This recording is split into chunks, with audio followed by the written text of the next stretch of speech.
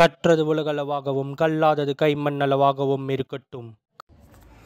Hello everyone, எல்லாரும் எப்படி இருக்கீங்க? நல்லா இருக்கீங்களா? இனி நம்ம பார்க்குற டாபிக் வந்து almost we are coming to the end of 2023. இந்த 2023 நடந்த டாப் மொமெண்ட்ஸ் என்ன அப்படிங்கறத இன்னைக்கு நம்ம வந்து ஒரு ஓவர் வியூவா வந்து பார்க்க போறோம். ஸோ ஃபர்ஸ்ட் விஷயம் என்ன அப்படின்னு பார்த்தீங்கன்னா, ஜல்லிக்கட்டு ரிலேட்டடா சுப்ரீம் கோர்ட்ல வந்து ஜட்ஜ்மெண்ட். சுப்ரீம் கோர்ட்ல ஜல்லிக்கட்டு ரிலேட்டடா என்ன சொல்லியிருக்காங்க அப்படின்னு பார்த்தீங்கன்னா, தமிழ்நாடு அரசு கிரியேட் பண்ண சட்டம் வந்து செல்லும் அப்படிங்கிற ஒரு ஜட்ஜ்மெண்ட் வந்து கொடுத்தாங்க. விச் மீன்ஸ் ஜல்லிக்கட்டுக்கு தடை இல்லை அப்படிங்கிறது அந்த ஜட்ஜ்மெண்ட்ல வந்து மென்ஷன் பண்ணியிருந்தாங்க. அண்ட் நெக்ஸ்ட் ஒன் என்ன அப்படின்னு பார்த்தீங்கன்னா, எந்த வருஷமும் இல்லாத அளவுக்கு தமிழ்நாடு அரசு வெர்சஸ் கவர்னர் அப்படிங்கிற அந்த கான்ஃபிளிக்ட் வந்து எல்லா இடத்துலையுமே வந்து இருக்குன்னு சொல்லலாம். ஒரு பக்கம் வந்து சனாதன கொள்கைகள் ரிலேட்டடா தமிழ்நாடு அரசு கவர்னர் அவர்களை பிளேம் பண்ணதா இருக்கட்டும். இன்னொரு பக்கம் வந்து நாங்க இயற்றிய சட்டம் எதுவுமே வந்து மசோதாக்கள் வந்து தாக்கல் செஞ்சோம், கவர்னர் படி தாக்கல் செஞ்சோம், அவர் அதை அப்ரூவ் பண்ணல அப்படின்ற அது ஒரு பக்கம் இருக்கட்டும். இன்னொரு பக்கம் வந்து கோர்ட்ல கேஸ் போட்டு கவர்னருக்கு எதிராக கேஸ் போடுறதா இருக்கட்டும். இப்படி ஏகப்பட்ட விஷயங்கள் இந்த 2023ல தமிழ்நாடு அரசுக்கும் கவர்னருக்கும் இடையே மிகப்பெரிய ஒரு வாக்குவாதம், மிகப்பெரிய ஒரு இழுப்பறி அப்படிங்கிறது இருந்துட்டே இருந்தது. ஸோ அது வந்து 2023ல ரொம்பவே கவனிக்கத்தக்க ஒரு விஷயம் அப்படின்னு சொல்லலாம். நெக்ஸ்ட் விஷயம் என்ன அப்படின்னு பார்த்தீங்கன்னா, 12 hours ஒர்க்கிங் டைம் மசோதா வந்து நிறைவேற்றின அந்த பர்டிகுலர் விஷயம். ஸோ இது என்ன அப்படின்னு பார்த்தீங்கன்னா, லாஸ்ட் ஏப்ரல்ல வந்து என்ன பண்ணாங்கன்னா, சட்டமன்றத்தில் தமிழ்நாடு சட்டமன்றத்தில் ஒரு இப்போ பிரைவேட்ல இருக்கிற கம்பெனிஸ் எல்லாருமே வந்து 12 hours வரைக்கும் ஒர்க் பண்ணலாம் அப்படிங்கிற ஒரு புதிய சட்டத்தை வந்து கிரியேட் பண்ணாங்க. இதுவும் நிறைய கான்ட்ரவர்சிக்கும் உள்ளாச்சு அண்ட் அஃப்கோர்ஸ் நிறைய பேருக்கு சாதகமாகவும் வந்தது அப்படின்னு சொல்லலாம். எல்லாருக்கும் இன்னொரு விஷயம் என்ன அப்படின்னு பார்த்தீங்கன்னா, கடலுக்கு நடுவில் வந்து பேனா அமைக்கிற ஒரு பிளான் இருக்கு பார்த்தீங்களா. தமிழ்நாடு அரசு வந்து இந்த ப்ராஜெக்ட் வந்து கிரியேட் பண்ணணும் அப்படின்னு சொல்லிட்டு ஒரு இன்டென்ஷன் இருக்காங்க. பட் அதுக்கு அகைன்ஸ்டா நிறைய எதிர்ப்பாளர்களும் ஒரு பக்கம் வந்தது, இன்னொரு பக்கம் வந்து அதுக்கு ரிலேட்டடா வந்து சாதகமும் வந்தது, பாதகமும் வந்தது. ஸோ அது எல்லாருமே இன்னும் ஃபேஸ் பண்ணிட்டு இருக்காங்க. அண்ட் சோஃபார் அதனுடைய அவுட்கம் அப்படிங்கிறது இன்னும் வரல அப்படிங்கிறது யதார்த்தமான உண்மை. அண்ட் நெக்ஸ்ட் விஷயம் என்ன அப்படின்னு பார்த்தீங்கன்னா, ஆளுநருக்கு எதிராக வந்து தமிழ்நாடு அரசு வந்து நிறைவேற்றப்பட்ட தீர்மானம், தனி தீர்மானம் வந்து நிறைவேற்றுவாங்க. அதுவும் 2023ல தான் நடந்தது அப்படிங்கிறது யதார்த்தமான உண்மை.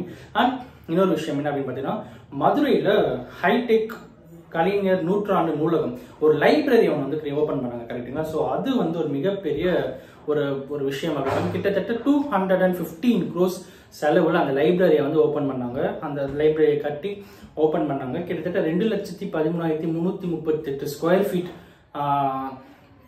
லேண்ட் மெஷர்மெண்ட்ல வந்து ஓபன் பண்ணப்பட்ட நூலகம். ஸோ அதுவும் மிக மிக ஹைலைட்டான ஒரு விஷயம் அப்படிங்கிறது யதார்த்தமான உண்மை.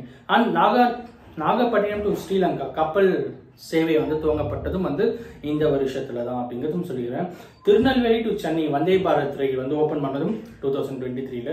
தமிழ்நாட்டில் வந்து பரபரப்பாக்கிய என்கவுண்டர்கள், ஏகப்பட்ட என்கவுண்டர்ஸ் இந்த 2023ல நடந்தது. ஸோ அதுவும் 2023 தான் அப்படிங்கிறது யதார்த்தமான உண்மை. சிவதாஸ் மீனா அவர்கள் வந்து தலைமைச் செயலாளராக பொறுப்பேற்றது 2023ல. சைலேந்திர பாபு அவர்கள் வந்து ரிட்டையர் ஆனதும் 2023ல தான்.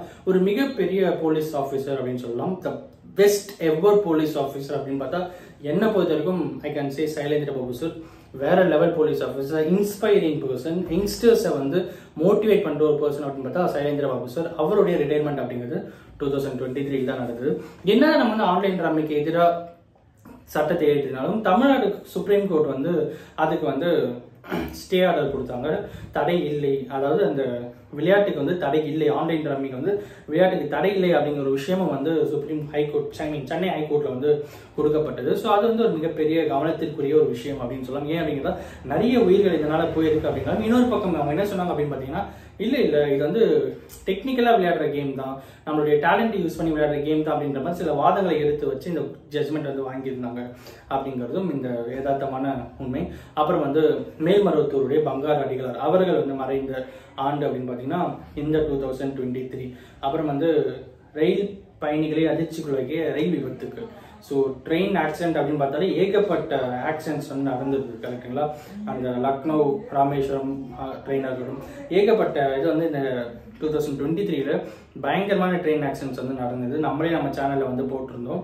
ஆனால் இன்னொரு விஷயம் என்ன அப்படின்னு பார்த்தீங்கன்னா, நம்ம தமிழ்நாடு கேபினெட் மினிஸ்டர்ஸ் 2 பேர்ல ஒருத்தர் ஆல்ரெடி அரெஸ்ட் பண்ணி இன்வெஸ்டிகேஷன்ல இருக்காங்க. இன்னொருத்தருக்கு வந்து ஜட்ஜ்மெண்ட்டும் வந்திருக்கு, 3 years ஜட்ஜ்மெண்ட். பொன்முடி அவர்கள், முன்னாள் அமைச்சர் பொன்முடி அவர்களும் அமைச்சர் செந்தில் பாலாஜி அவர்களுக்குமே, இவங்க 2 பேரும் லீகல் ஃபைட்ஸ் அப்படிங்கிறது 2023ல பயங்கரமாகவே இருந்தது. ஸ்டில் இட் இஸ் கண்டினியூயிங் அப்படிங்கிறது தான் யதார்த்தமான உண்மை. சொத்து குவிப்பு வழக்கில் வந்து பொன்முடி முன்னாள் அமைச்சர் பொன்முடி அவர்கள் தண்டிக்கப்பட்ட விவகாரமும் 2023 தான் நடந்தது அப்படிங்கிறது அண்ட் எல்லாத்துக்கும் மேலே ரொம்ப ரொம்ப ரிமெம்பர் பண்ண வேண்டிய ஒரு விஷயம் என்ன அப்படின்னு பார்த்தீங்கன்னா, டிசம்பர்னு வந்தாலே ரெயின். சென்னையில் வந்த வெள்ளம். அன்ஃபார்ச்சுனேட்லி இந்த வருஷம் வந்து சென்னையில் மட்டும் வரல, அந்த பர்டிகுலர் ரெயின் வந்து இந்த side Thoothukudi side, Madurai side, இங்கேயும் வந்து ரெயின் அப்படிங்கிறது ஏகப்பட்ட ரெயினாக வந்தது. ஸோ அது நடந்ததும் 2023 அப்படிங்கிறத யதார்த்தமான உண்மை. கிட்டத்தட்ட சவுத் தமிழ்நாட்டை புரட்டி போட்ட ஒரு வெள்ளம் அப்படின்னே சொல்லலாம். எல்லாமே வந்து இந்த வருஷம் தான் நடந்தது. And this is going to be ஒரு டாப் மொமெண்ட்ஸ் ஆஃப் 2023 அப்படின்னு பார்த்தீங்கன்னா, இது எல்லாமே நம்ம வந்து டாப் மொமெண்ட்ஸ் ஆஃப் 2023 சொல்லலாம்.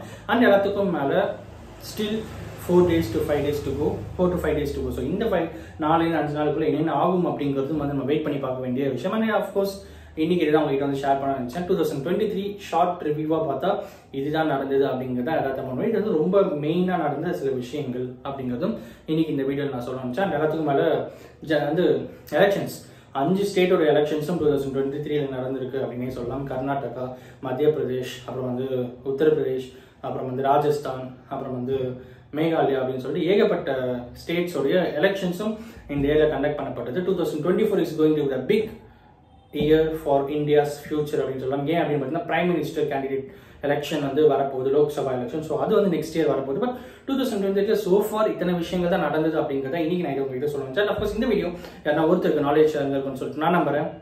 Thanks so much.